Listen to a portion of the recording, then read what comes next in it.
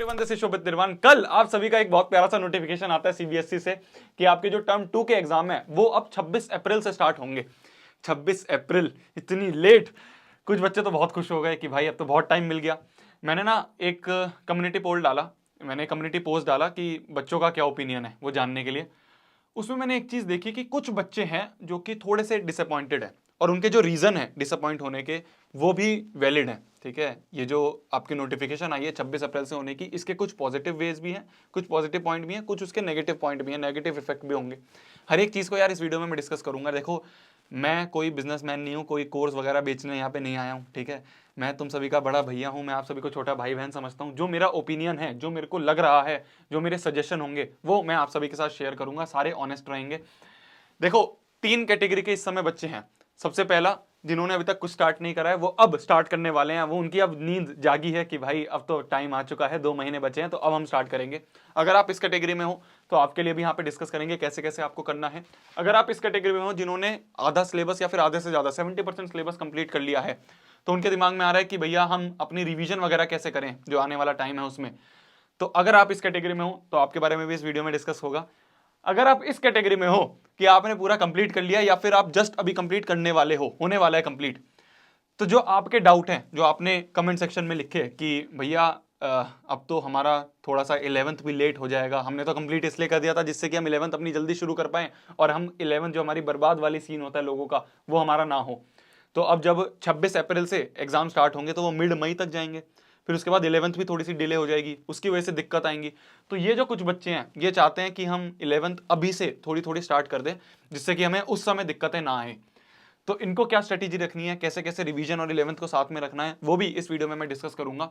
तीनों के लिए जो नीचे टाइम स्टैंप है वो मैंने डाल दिए हैं। जो भी कैटेगरी में आप आते हो उस कैटेगरी में जाओ, अपना टाइम वेस्ट मत करो, हर एक के लिए आराम से हर एक चीज सुनते रहना। सबसे पहले मैं इस कैटेगरी में जाता हूं कि जो कि अभी जस्ट स्टार्ट करने वाले हैं, तो इनको क्या अपनी जो स्ट्रेटेजी या फिर प्लानिंग है वो क्या रहनी चाहिए। देखो यार, ध्यान से समझो। आपका 15 फरवरी, मैं मानता हूं कि आप 15 फरवरी को ये वीडियो देख रहे हो, तो 15 फरवरी से लेकर 15 अप्रैल तक का मैं टाइम मांग रहा हूं।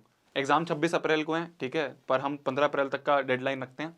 तो 15 फरवरी से लेकर 15 अप्रैल अराउंड अपन के पास कितने महीने हैं? 2 महीने अपने पास बच्चे हैं।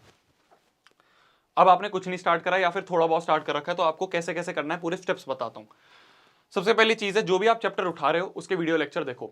आपके कहीं पे भी किसी भी चैनल पे चले जाओ जिससे आपको अच्छी ट्यूनिंग बैठती है, जिससे आपको समझ में आता है, उस चैनल पे जाओ। आपके दोस्त को जिससे समझ में आता है उससे सजेशन नहीं लेना, मेरे को जिससे समझ में आता है उससे सजेशन नहीं लेना। आप खुद 1-2 चैनल को जाके देखो जिसमें आपको अच्छी तरह समझ में आए, उसमें जाओ और वीडियो लेक्चर सारे देख लो। ये पहला पॉइंट आ गया। सेकेंड पॉइंट है कि आपको उसके नोट्स बनाने हैं जो आप वीडियो लेक्चर देख रहे हो। अब ये जो नोट्स है ना, अगर आपको ऐसा लग रहा है कि आपके पास टाइम नहीं है तो ये मैंने भी प्रोवाइड कर रखे हैं, ठीक है, आप जाके चैनल पे देख सकते हो। ये पूरी एक प्लेलिस्ट बनी हुई है, क्लास 10 साइंस नोट्स, इसमें आपको साइंस के सारे नोट्स मिल जाएंगे टर्म 2 के। फिर अगर आपको एसएसटी देखनी है तो आप चैनल पे सर्च करोगे ना, अगर क्लास 10 सोशल साइंस, तो आपको उसमें सारे नोट्स मिल जाएंगे। मैं आप यहाँ पे आपको दिखा भी देता हूँ, ये वाली जो वीडियो है, ठीक है, ये ऐसी कार्टूनी सी वीडियो है। इस वीडियो में आपको साइंस, सोशल साइंस के भी सारे नोट्स मिल जाएंगे। तो साइंस हो गया, सोशल साइंस हो गया। इंग्लिश के लिए काफ़ी सही सही चीज़ें हैं आपको यहाँ पे मिल जाएंगी, जो मैंने यहाँ पे डाली थी इस वाली वीडियो में। काफ़ी मटेरियल दे रखे हैं, तो आपको अगर आपके पास टाइम नहीं है नोट करने का या नोट्स बनाने का, तो आप ये सारी वीडियोस को रेफर कर सकते हो। इनका लिंक मैं नीचे दे दूंगा आपको, ठीक है, कहीं जाने की जरूरत नहीं है। फिर इसके बाद अगर मैं बात करूं तो तीसरा पॉइंट होगा आपका, वीडियो लेक्चर देख लिए, नोट्स आपने बना लिए, उसके अच्छी तरह रिवाइज कर लिया, सारी चीज समझ ली। अब आपको आपकी जो एनसीईआरटी की बैक एक्सरसाइज है वो सॉल्व करनी है, ठीक है। ये 3 तो सबसे मेन काम है, इसके बिना तो कुछ भी नहीं हो पाएगा, क्योंकि आपके इस बार जो वो है सब्जेक्टिव पेपर है। तो ये 3 काम हो गए, इन सबके आपको आराम से फ्री में हर चीज मिल जाएगी। इसके जो चौथा काम है वो होगा एग्जाम्पलर या फिर क्वेश्चन बैंक।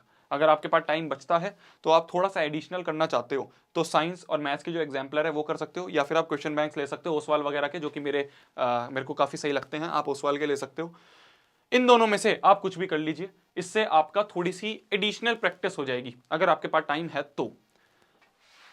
और साथ ही साथ ये ध्यान में रखना कि सारा रिड्यूस सिलेबस के हिसाब से करना है। एक बात मैं यहाँ पे आपको वापस बोलना चाहूंगा, खुले आसमान में 3 नहीं मानने हमें, ठीक है, मतलब कि हमें हर एक चीज का ट्रैक रखना है। आपने अभी जस्ट अगर स्टार्ट करा या फिर आप अभी थोड़े बहुत चैप्टर कर चुके हो, तो देखो जो मैंने रिड्यूस सिलेबस दे रखा है इसका लिंक भी दे दूंगा। मैंने पूरी पीडीएफ बना रखी है हर एक चैप्टर की, कौन कौन से चैप्टर में से कौन कौन सी एक्सरसाइज डिलीट है, कौन कौन से क्वेश्चन डिलीटेड है, पूरी एक पीडीएफ बना रखी है, वो भी मैं डिस्क्रिप्शन में आपको दे दूंगा। देखो हमें खुले आसमान में तीर नहीं मारना, मतलब कि आपने सिलेबस लिया, आपने एक पेज लिया, उसमें पूरे फिजिक्स के सारे चैप्टर लिख दिए कि भाई चैप्टर नंबर 1, 2 या फिर जो भी आपका, फिजिक्स तो नहीं होगा यहाँ पे, साइंस होगा, ठीक है, मैं 11th वाले सोचने लग गया था तुम्हें, साइंस होगा तो साइंस के चैप्टर नंबर 1, 2, 3, 4, 5 जो जो आ रहे हैं आपके टर्म 2 में वो लिख लिए। फिर आपने एक पेज लिया जिसमें मैथ्स का लिखा, एक पेज लिया आपने एसएसटी का लिखा, इसी तरह से आपने जितने भी सब्जेक्ट हैं उतने पेज लिए और सारे चैप्टर्स वहां पे लिख लिए कि ये चैप्टर्स हैं। सबसे पहला काम आपका होगा कि कितने दिन बचे हैं और कितने चैप्टर्स हैं, उसके हिसाब से थोड़ा डिवीजन मार लो कि इतने दिन में मेरे को एक चैप्टर कंप्लीट करना है, ये हो गया। फिर उसके बाद मान लो डे 1 है, तो डे 1 पे हम क्या करेंगे, सुबह उठेंगे, हमें 2 सब्जेक्ट एक दिन में उठाने हैं। तो मान लो मैंने उठाया साइंस और मैंने उठा लिया मैथ्स, कि आज मेरा मन है साइंस और मैथ्स में करता हूं। तो ये लिस्ट देखी, इसमें से साइंस का कोई भी चैप्टर जो आपको अच्छा सा लग रहा है, सुबह उठो, ये नहीं प्री प्लान नहीं होता, कोई भी टाइम टेबल ऐसे नहीं चल पाएगा जो कि पहले से आप प्लान कर लोगे कि इस दिन पे ये चैप्टर करूंगा, इस दिन में ये चैप्टर करूंगा, वो नहीं चल पाता। तो आपका सिंपल सा काम होगा कि आपने भाई चैप्टर उठाया, जो भी आपको मन करा कि भाई मेरा मन कर रहा है आज मैं चैप्टर नंबर 3 करूंगा, तो चैप्टर नंबर 3 का थोड़ा सा पोर्शन करा। फिर थोड़ा जो शाम का टाइम आया उसमें आपने मैथ्स का मान लो ये वाला चैप्टर उठाया, उसका थोड़ा सा पोर्शन कर लिया। ये हो गया डे 1 के लिए। फिर उसके बाद डे 2 में आप उठे, फिर आपने मान लो एसएसटी उठा ली और आपने इंग्लिश उठा ली, तो उस वाले में से थोड़ा सा यहाँ उठाया, थोड़ा इंग्लिश वाले में से उठाया और उसको थोड़ा थोड़ा कर लिया। जब वो चैप्टर कंप्लीट हो जाए तो इसमें ऐसे क्रॉस मार दो। जब आपको ऐसे लिस्ट कंप्लीट होती हुई दिखेगी, ऐसे कटती हुई दिखेगी ना, तो थोड़ा सा अंदर से संतुष्टि सी मिलती है कि भाई मेरा चैप्टर कंप्लीट हो रहा है, मेरा सिलेबस कंप्लीट हो रहा है। ये होता है, टाइम टेबल नहीं बनाना होता, लिस्ट बनानी है, फिर उसके बाद सुबह उठना है, जो मन कर रहा है उसको पढ़ते जाना है, उसको कंप्लीट करना है। समझ में आ गई मेरी बात? ये हो गया आपका पूरा का पूरा जो ट्रैक रखने वाली बात हो गई। तो आपने ट्रैक रख लिया, फिर उसके बाद आपने ये सारी चीजें करके एक चैप्टर को कंप्लीट कर लिया, ये हो गया। इसके बाद जब पूरा सिलेबस अपना कंप्लीट हो जाएगा, तब जब मैंने आपको यहाँ वाला टाइम दिया ना 15 अप्रैल वाला, 15 अप्रैल के बाद 26 अप्रैल तक, बीच में हमें काफी टाइम मिलेगा, तो उस टाइम में हम सैंपल पेपर्स करेंगे। ठीक है, मेरी पर्सनल फेवरेट यार ओसवाल है, मैंने सारी बुक्स देख रखी हैं, आप यहाँ पे साइड में मेरे रखी हैं। ठीक है, मेरे से काफी बच्चे पूछते रहते हैं, इसलिए मैं एक पब्लिकेशन का हर साल नाम लेता हूँ। मेरे को इस साल ओसवाल का काम काफी सही लगा है, आप कहीं से भी ले सकते हो। ठीक है, आपको आसपास कोई स्टेशनरी वगैरह हो, वहां पे आपको सस्ते मिल रहे हो, वहां से ले लो। अमेजॉन वगैरह का लिंक चाहिए तो मैं आपको दे दूंगा। ये बात हो गई आपकी उन बच्चों की जिन्होंने सिलेबस अभी जस्ट स्टार्ट करने वाले हैं, उनके लिए। अब आते हैं दूसरे कैटेगरी वाले बच्चों में, जो कि है कि भाई 50-70% मेरा कंप्लीट हो गया है, या फिर वो है जिनका 90% या फिर फुल्ली कंप्लीट होने वाला है। अब इन दो कैटेगरी वाले बच्चों के सबसे पहला स्टेप होगा कि भाई अपना सिलेबस जो है कंप्लीट करो फरवरी एंड तक या फिर मिड मार्च तक। ठीक है, मिड मार्च तक या फिर फरवरी एंड तक आराम आराम से करो, अब तो खूब टाइम हमें मिल गया है। तो इन दोनों के लिए सबसे पहला स्टेप हो गया ये कि अपना कंप्लीट हम करेंगे सिलेबस। अब जो दिमाग में पॉइंट आता है वो ये आता है कि भैया जब हम सिलेबस कंप्लीट कर लेंगे तो हमें 2 चीजें करनी है। ठीक है, ये मेरा सिर्फ ओपिनियन है, आपका मन करे आप करना, आपका मन करे आप मत करना।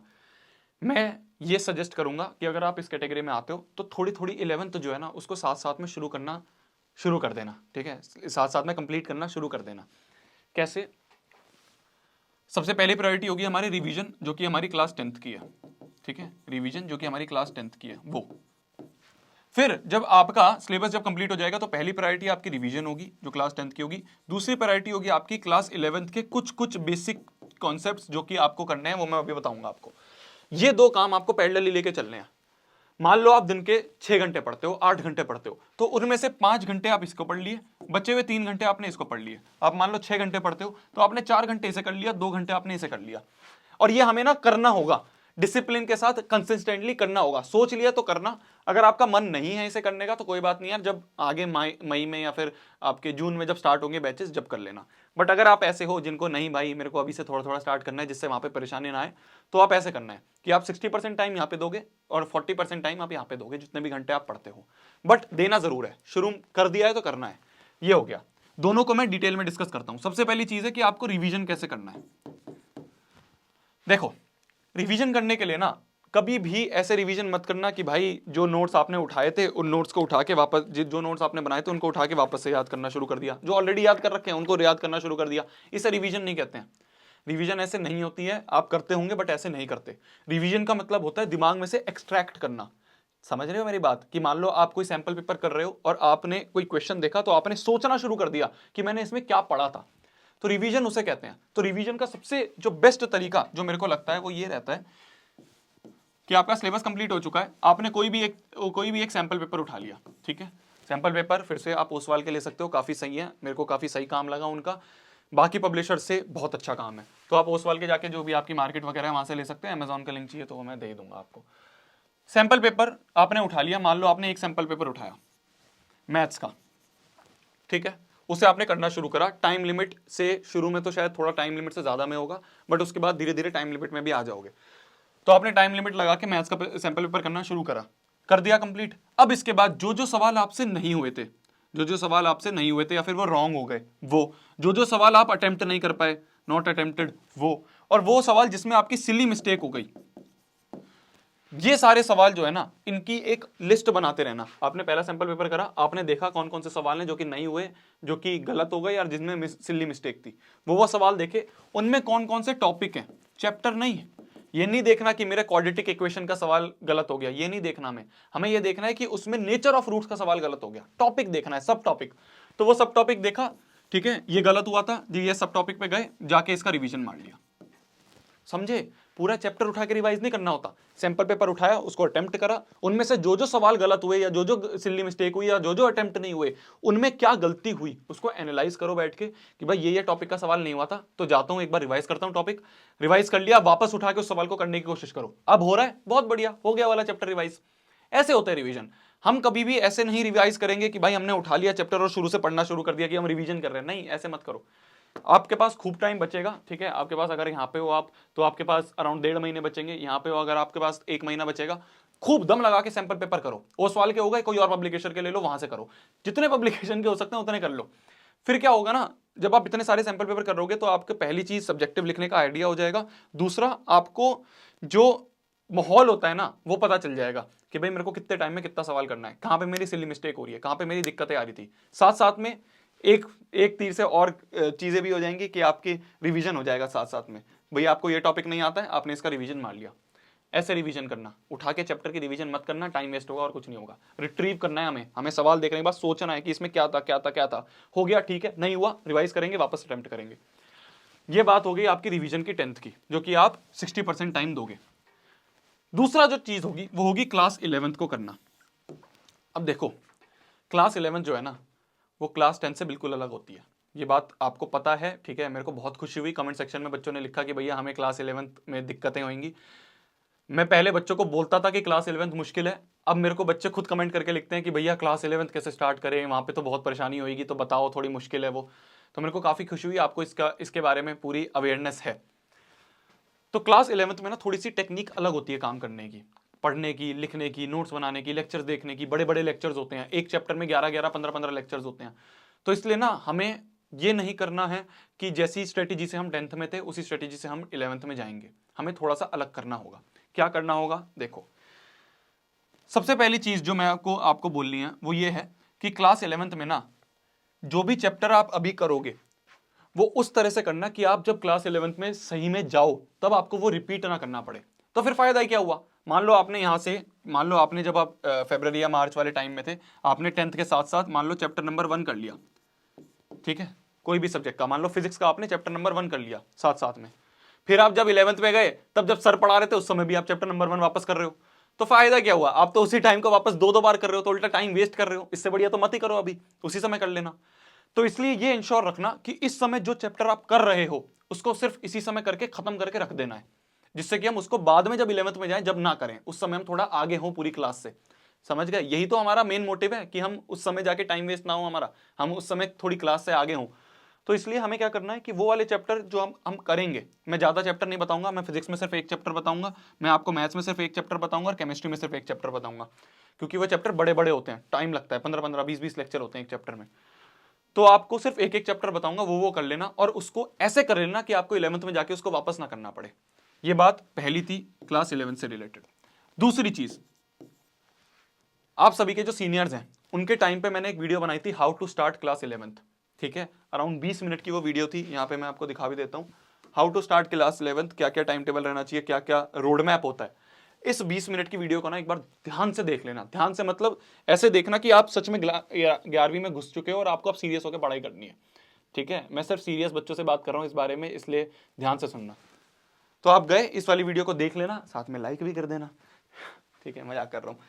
तो इस वीडियो को आप जाके देख लोगे तो आपको पता चल जाएगा कि 11वीं में कैसे पढ़ना होता है, पूरा समझा रखा है, यहाँ पे रिपीट करूंगा कुछ फायदा नहीं है। तो ये दूसरा काम हो गया आपका। तीसरा काम हो गया आपका नोट्स बनाना लेक्चर को देख देख के।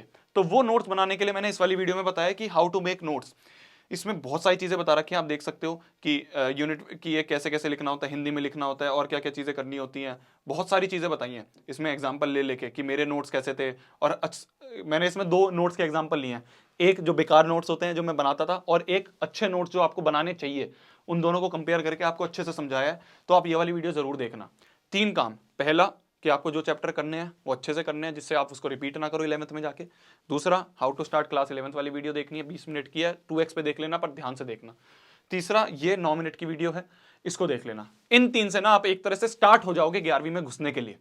जब आपने ये काम कर दिया, अब आपको मैं बताता हूं कि कौन कौन से चैप्टर आपको करने हैं।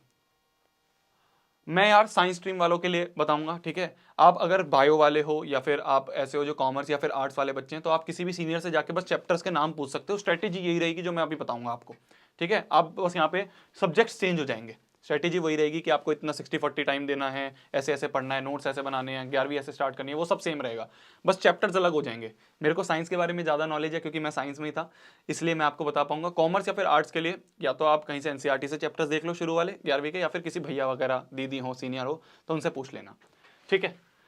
अगर मैं बात करूं फिजिक्स की, तो देखो एक बात समझो कि जो फिजिक्स में पहला चैप्टर है ना, वो है ये वाला, वेक्टर्स, डिफरेंशिएशन, इंटीग्रेशन और बेसिक ट्रिग्नोमेट्री। तुम कहोगे भैया ये फिजिक्स है, ये तो ऐसा लग रहा है मैथ्स है। नहीं, इस पूरे चैप्टर को ना, ये 4 चैप्टर्स हैं, इन सबको मिला के कहते हैं मैथमेटिकल टूल्स, ठीक है। इन 4 चैप्टर को मिला के 11th में कहा जाता है मैथमेटिकल टूल। आप जाओगे यूट्यूब पे सर्च करोगे, आपको मैथमेटिकल टूल से नाम से काफ़ी अच्छे लेक्चर्स मिल जाएंगे, ठीक है। फिजिक्स के नाम से तो एक ही नाम बंदा फेमस है, तो उनके भी आपको मिल जाएंगे। तो वो लेक्चर्स आपको देखने हैं, ठीक है। वेक्टर्स होगा उसमें, इसके 10-11 लेक्चर्स होंगे, डिफरेंशिएशन के 7-8 लेक्चर होंगे, 7-8 तो नहीं होंगे, इसके कम होंगे, इंटीग्रेशन के भी थोड़े कम होंगे, बेसिक ट्रिग्नोमेट्री के भी होंगे। तो इन सारे लेक्चर्स को आपको देख लेना है। एक बात ध्यान रखना, अगर आप बायो ले रहे हो ना, तो ये वो चीज है, आपको कई टीचर बोलते होंगे कि बायो के साथ मैथ्स भी ले लो। वो क्यों बोलते हैं? क्योंकि वो कहते हैं कि फिजिक्स में ना थोड़ी थोड़ी मैथ्स काम आती है, तो आपको आसानी होगी फिजिक्स करने में अगर आप मैथ्स भी ले लोगे। ऐसा नहीं है, आप अगर सारी ये 4 चैप्टर कर लोगे ना, तो आपको बायो के साथ मैथ्स लेने की जरूरत नहीं पड़ेगी। बहुत इंपॉर्टेंट चीज है, आप खाली ये 4 चैप्टर कर लोगे, सिर्फ यही मैथमेटिक्स है जो फिजिक्स में काम आती है, बाकी कोई मैथमेटिक्स काम नहीं आती, सिर्फ यही मैथमेटिक्स है जो फिजिक्स में काम आती है। तो अगर आपको कोई बोल रहा है कि आपको बायो के साथ मैथ्स भी लेनी चाहिए, तो उससे कहो कि मैं ये 4 चैप्टर कर लूंगा, बस इससे मेरे को फिजिक्स समझ में आ जाएगी अच्छी तरह। तो ये 4 चैप्टर हैं जो आपको करने हैं, बस ये मोटा मोटा मिला के एक ही चैप्टर होता है, ये 4 पार्ट हैं उस चैप्टर के, ठीक है।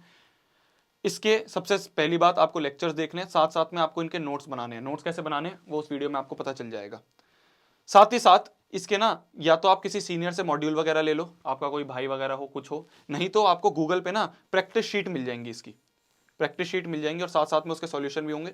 तो आपने नोट्स बना लिया, वीडियो लेक्चर देखा, नोट्स बना लिया, साथ साथ में प्रैक्टिस शीट या फिर किसी का मॉड्यूल मिल गया, तो उनसे आपने इन चैप्टर्स के जो सवाल हैं वो सॉल्व भी कर लिए, तो आपकी अच्छी तैयारी हो जाएगी, ठीक है।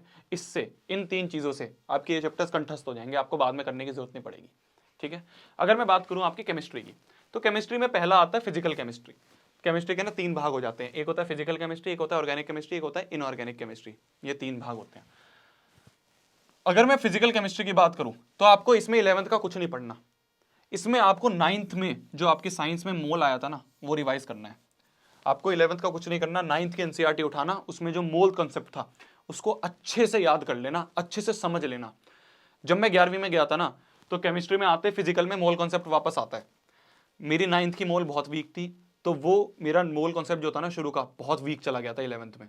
तो इसलिए मैं कह रहा हूँ कि आपको नया कुछ नहीं करना है, आपको 9th के सिर्फ मोल कॉन्सेप्ट रिवाइज करना है अच्छे से, ठीक है। आईसीएससी वाले बच्चे जो होते थे ना, उनको बहुत अच्छा आता था मोल, तो वो हमसे थोड़े आगे रहते थे। तो मैंने क्या करा, मैंने भी उस समय यही करा। उस समय तो मैं लेट हो गया था, मैं आपको इसलिए भी पहले बता रहा हूँ कि आप 9th की मोल रिवाइज कर लेना। ये हो गया फिजिकल केमिस्ट्री के लिए। अगर मैं बात करूँ ऑर्गेनिक केमिस्ट्री के लिए, तो चैप्टर का नाम है IUPAC नॉमेनक्लेचर। बहुत बड़ा चैप्टर है और बहुत ज्यादा इंपॉर्टेंट चैप्टर है, बहुत ज्यादा मतलब बहुत ज्यादा इंपॉर्टेंट। पूरी केमिस्ट्री इसी पे टिकी हुई है, ठीक है, पूरी ऑर्गेनिक केमिस्ट्री। तो इसको आप अच्छे से करना। अगर इसके लिए टाइम ना हो, कि आपको लग रहा है कि भाई सिर्फ 5-6 दिन ही बचे हैं और अब 10th के एग्जाम आने वाले हैं, तो मत करना इसे।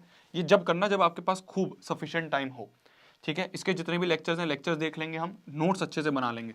इसमें क्वेश्चंस करने की इतनी जरूरत नहीं है क्योंकि इसमें थ्योरी बहुत है याद करने की। तो आप ये दोनों काम भी करोगे ना तो आपको अच्छे समझ में आ जाएगा। ये भी यूट्यूब पे आप जाओगे, लिखोगे क्लास 11 IUPAC नोमेनक्लेचर, तो लेक्चर्स पूरे मिल जाएंगे। एक बात ध्यान रखना, किसी में भी वन शॉट मत देखना। वन शॉट उनके लिए होते हैं जो कि क्रैश कोर्स वगैरह ले रहे होते हैं बच्चे। आप तो अभी शुरुआत कर रहे हो, बिल्कुल बेसिक से पढ़ने वाले हो, तो किसी में भी वन शॉट लेक्चर मत देखना। वैसे लेक्चर देखना जिसमें पार्ट्स हैं बहुत सारे, ठीक है, एक चैप्टर के 10-12 लेक्चर हैं, वो वाले लेक्चर्स आप देखना। इसके भी काफी लेक्चर आपको मिल जाएंगे यूट्यूब पे।